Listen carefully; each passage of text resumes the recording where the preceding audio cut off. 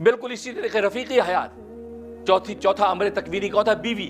اب بیوی کا انتخاب کر لیا، بیوی گھر میں ہے، اب بیوی کی ناشکری کر رہا کہ یار خوبصورت نہیں ہے، چلنے میں اچھی نہیں لگتی، چہرہ یار اس کا اچھا نہیں، ناک اس کی ایسی ہے، ہونٹ اس کی ایسے ہیں، رنگ اس کا ایسا ہے، یار دیکھو فلاں عورت کتنی خوبصورت، فلاں کی بیوی کتنی خوبصورت ہے، یار فلاں ایسی، یار مزہ نہیں آیا، یار دیکھو میں کتنا خوبصورت ہوں، دیکھو یار شیشے میں مزہ آ جائے، یار لیکن بیوی اس میچ کی نہیں ملی.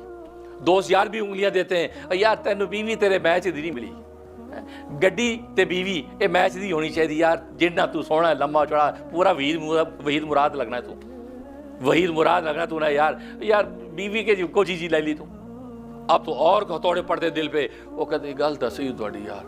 اب وہ بیوی اس کے ساتھ وقت بھی گزر رہا ہے، بچے بھی پیدا ہو رہے ہیں سب، لیکن اندر ناشکری گھوم رہی ہے کہ یار مزہ نہیں آیا، یہ بیوی سونی ہونی چاہیے تھی.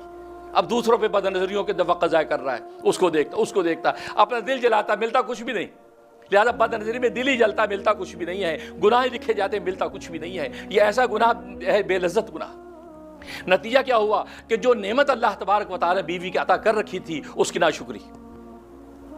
تو معلوم ہے کہ یہ تکوینی امور جتنے اللہ تبارک و تعالیٰ نے دیے ہیں، اس میں کھانا پینا ہے، پہننا اوڑھنا ہے، رہنے سہنے کے لیے مکان ہے، رفیقی حیات ہے، تو ان سب کی جب ناشکری کرنے لگتا ہے تو اللہ تبارک و تعالیٰ ان نعمتوں کا مزہ اس سے کھینچ لیتے ہیں، اور یہ انسان جو دنیا کے اندر جو ہے وہ گویا کہ ان نعمتوں کے باوجود بھی لطف والی زندگی نہیں گزار پاتا، اس کو حیات طیبہ نصیب نہیں ہوتی.